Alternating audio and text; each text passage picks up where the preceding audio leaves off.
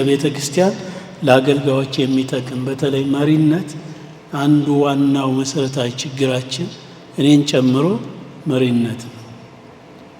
መሪዎች አንድን ተቋም ቤተ ክርስቲያን ወደ ተሻለ ነገር ይዘው እንደሚሄዱ ሁሉ ወዳልሆነ መንገድም ይዘው ይሄዳሉ። የመጀመሪያውን መልእክት እንዲያስተላልፉልኝ ምጠራው የኢትዮጵያ ወንጌል አማኞች አብያተ ክርስቲያናት ካውንስል ፕሬዝዳንት ቄስ ደረጀ ጀንበሩን ነው። እባካችሁ በጭብጨባ ጋብዞልኝ። እንደዚህ የመሳሰሉ ነገሮች በቤተ ክርስቲያን ልጆች እየሆኑ ማየት ከሚሰጠው ደስታ ትልቅ ነው ብዬ ነው የማስበውና በካውንስላችን ስም እንኳን ደስ አለህ፣ እንኳን አብሮ ደስ አለን። እግዚአብሔር ይመስገን። አሁን ፓስተር አሸብር ሲናገር አንድ ቃል ትዝ አለኝ እና እሱን ባነበው ጥሩ ነው ብዬ አስባለሁ። በመጽሐፍ ቅዱስ ውስጥ ኦሪት ዘጸአት 31 35ም ማግኘት ትችላላችሁ። እግዚአብሔር ስለ አንድ ሰው አተኩሮት ሰጥቶ ይናገራል። ባስልኤል ስለሚባል በስሙ ጠርቼዋለሁ። ቁጥር ምዕራፍ 31 ቁጥር 2 ላይ እንደዚህ ነው የሚለው። ለሙሴ ነው የሚናገረው። ከይሁዳ ነገድ የሚሆን የሆር የልጅ ልጅ የኡር ልጅ ባስልኤልን በስሙ ጠርቼዋለሁ።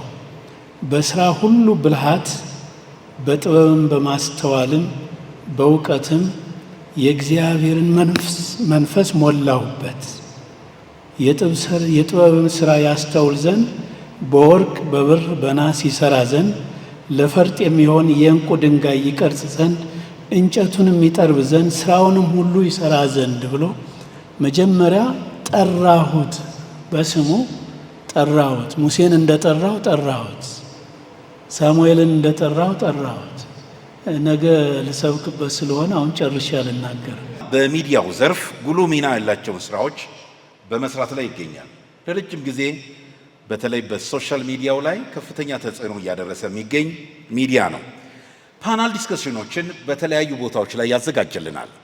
የወጣቶች የስልጠና መርሃ ግብሮችንና ማህበራዊነት ያለባቸውን አገልግሎቶችን በተለያዩ ዘርፍ ያዘጋጅልናል። ስለዚህ ከኤክሌሽያ ዓለም አቀፍ የወንጌላውያን ማህበር ጋር በጋራ ሆናችሁ የመጣችሁ እንግዶች እንድትሰሩ ቀርባችሁም ምን እንደሚሰራ በማወቅ በጋራ ለወደፊት ስራችን ይጠቅመናል የምትሉትን የጋራ ስምምነቶች እንድታደርጉ በአክብሮት እጠይቃለሁ። የመጽሐፉ መግቢያ ላይ ምስጋና ስላለ እዛ ላይ በደንብ ላመሰግናቸው የተገቡ ሰዎችን በአግባቡ አስቀምጫለሁ። ስለዚህ ከሄድኩኝ ትንሽ ኢሞሽናልም ስለሚያደርገኝ ወደዛ እንዳልሄድ በትህትና ልጠይቃችሁና ሁላችሁም አክብራችሁን ሰዓታችሁን ለኛ መድባችሁ ዛሬ አብራችሁ ስለቆማችሁ እናመሰግናለን። እኔ ሬቨረንድ አማኑኤል ቶማስ እባላለሁ። ከኢትዮጵያ የፍቅር ወንጌል አማኞች አብያተ ክርስቲያናት ህብረት የቦርድ ጸሐፊና የቢሮ ኃላፊ ነኝ። በዛሬው ዕለት በዚህ መጽሐፍ ምርቃት ላይ በመገኘት እጅግ በጣም ደስ ብሎኛል። ምክንያቱም ራሳችንን ሰርተን ብቁ መሪዎች መሆን እንድንችል የሚመክር የሚያግዝ ጥሩ የሆነ ተግባቦትን እንድንፈጥር የሚረዳ በጣም ለሚነሱ መሪዎችም አሁንም ደግሞ በአገልግሎት ውስጥ ላሉ መሪዎች ራሳቸውን እውነተኛ የክርስቶስን መልክ መግለጥ የሚችሉበትን አቅጣጫ የሚያስይዝ የሚመክር መልካም የሆነ መጽሐፍ የፓስተር አብይ ኪያ ሁለተኛ መጽሐፉ ነው። ለክርስቶስ አካል አንድነት፣ ለክርስቶስ አካል አሸንፎ መውጣት የሚበቁ ስራዎችን እያቀረበልን ነው። በሚዲያው ላይ በጣም ከፍተኛ ተጽዕኖ እየፈጠረ ነው። ሁሉንም ያማከለ አንድ ጽንፍ ያረገጠ ሁላችንን መክሮ ወደ እግዚአብሔር ሐሳብ እንድንመለስ የሚያደርግ ስራ እየሰራ ያለ ወንድም ነው።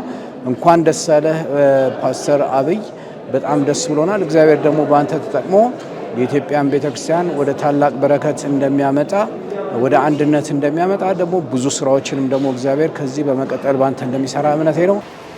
መጽሐፉን ስታዩት የሚለው መልከ ስብዕና የእግዚአብሔርን መለኮታዊ ዓላማ የሚገልጥ ነው። እንደምታውቁት የእግዚአብሔር መለኮታዊ ዓላማ የመጀመሪያው ሰውም በመልኩና በአምሳሉ ፈጠረ የሚለው ሰው በእግዚአብሔር መልክ ስለተፈጠረ የእግዚአብሔር መልክ እየገለጠ ነው የሚለው ነው። ያው ኢሜጅ እና ላይክነስ በሚለው እንግሊዘኛው ያስቀምጠዋል። እና ውድቀትም ሲመጣ ስብዕና ላይ ነው የሚመጣው እንጂ ውድቀት ሲመጣ ከውጪ ባሉ በሱ ግዛትና ሁኔታዎች ላይ የተመሰረተ አይደለም። እና ኢትዮጵያ ውስጥ እንደምታውቁት የመሪዎች ውድቀት አለ።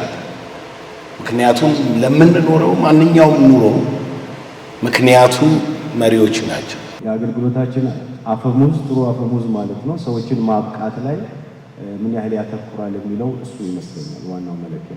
መልክዓ ሰብዕና የተሰኘው መጽሐፍ በዋናነት ትኩረት የሚያደርገው በለውጥ ላይ ያተኮረ መጽሐፍ ነው። ለመሪዎች ብቻ ሳይሆን ከክርስትና ብርሃንና ጨው የመሆን ህይወት ስለሆነ ለመሪዎች በተለምዶ ለምንላቸው ሰዎች ብቻ ሳይሆን ለየትኛውም የወንጌላውያን አማኝ የሚሆን መጽሐፍ ነው። የወንጌላውያን አማኞች እንኳን ባይሆኑ በህይወት ክህሎት ውስጥ ሊያዳብሯቸው የሚችሉ ሀሳቦች ተካተውበታል። ይሁን እንጂ በወንጌላውያን አማኞች ውስጥ ያሉ ማንኛቸውም ሰዎች ግን ከውስጥ ለውጥ ጀምረው ራሳቸውን በመለወጥ ሌሎችን መለወጥ ወደሚችሉባቸው ሂደት እንዲሄዱ የሚያስችል ነገሮችን ማድረግ ወይም ደግሞ ከመሪዎች ብዙ የሚጠበቀው ማድረግ ነው። ማድረግ ግን ብቻ ሳይሆን መሆንን የሚጠይቅና በመሆን ለውጥ ወይም ተጽዕኖ ማምጣት እንድንችል የሚያነሳሳ መጽሐፍ ነው ማለት ነው። ያንን ይገልጻል። በመጨረሻ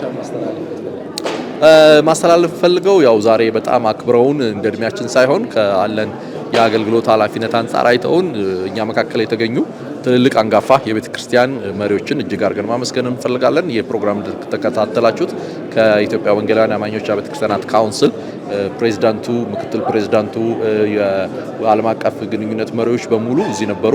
የቤተ እምነት መሪዎችም እንደዚሁ ከቪዥነሪ አብያተ ክርስቲያናት ህብረት፣ ከፍቅር ህብረት አብያተ ክርስቲያናት ህብረት እንደዚሁ ተገኝተው ፍቅራቸውን ድጋፋቸውን አሳይተውናል። ከዛ ባሻገር እንደሚታወቀው በወንጌላውያን አማኞች ውስጥ የተለያዩ ህብረቶች አሉ፣ የነጋዴዎች ህብረቶች አሉ፣ ኬቢኤን፣ ኢቢኤን የሚባሉ እነሱን ሁሉ ተገኝተው ፍቅራቸውን አክብሮታቸውንና አብሮ ሰራተኛ የመሆን ፍላጎታቸውን ያሳዩበት ልዩ መርሃ ግብር ነበረ።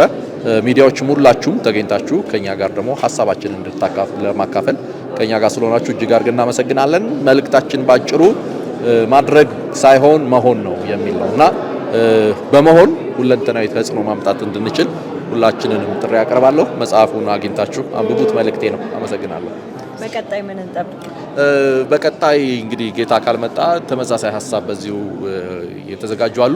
2 ያክል መጽሐፎች ተጽፎ ተጠናቀዋል። ነገር ግን ይሄ መቅደም ስላለበትና ይሄኛው ስላሰብን ነው ይሄኛው የመጣው። በቀጣይ የአካል አስተሳሰብ ቁጥር 2 እየመጣ ነው። ያኛው መንፈሳዊ አንድነታችንን እንጠብቅ የሚል ነው። ይሄኛው ግን የአካሉን ጤና እንጠብቅ የሚል ደግሞ ሀሳብ አለው። ሌላ ደግሞ በመከራ ውስጥ ማበብ እንዴት ይቻላል? ያው ክርስትና በተግዳሮት ውስጥ ያልፋል። ይሁን እንጂ ግን ለሌሎች ተጽዕኖ መሆን የሚቻልበት መንገድ አለው የሚል ሀሳብ ደግሞ በሌላ መልኩ እየመጣ ነው።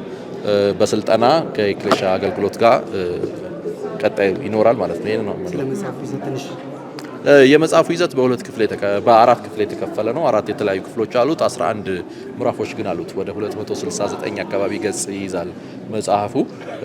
መጽሐፉ የሚጀምረው ከምዕራፍ 00 በሚል ምዕራፍ 00 የሰው ልጅ ለውጥ የሚጀምረው ከምድር ሳይሆን ከሰማይ ነው። ስለዚህ የሰው ልጅ በድነት ለውጥን መጀመር እንዳለበትና እግዚአብሔርን በመምሰል ደግሞ ለሌሎች ተጽዕኖ መሆን እንዳለበት እዚህ ምድር ላይ ያለነው ለራእይ እንደሆነ ለተጽዕኖ እንደሆነ ያንን ኢምፕሊሜንት በማድረግ በመተግበር ደግሞ ለሰው ልጅ ዋጋ በመስጠት ብርሃንና ጨው ሆነን እንለፍ፣ እንዲሁ ድንገት እንደ ጎብኚ አንለፍ የሚል ውስጣዊ ለውጥ ላይ በጣም የሚያተኩር መሆንን በጣም ደጋግሞ የሚያነሳ ስለመሆን የሚሰብክ መጽሐፍ ነው ማለት ነው።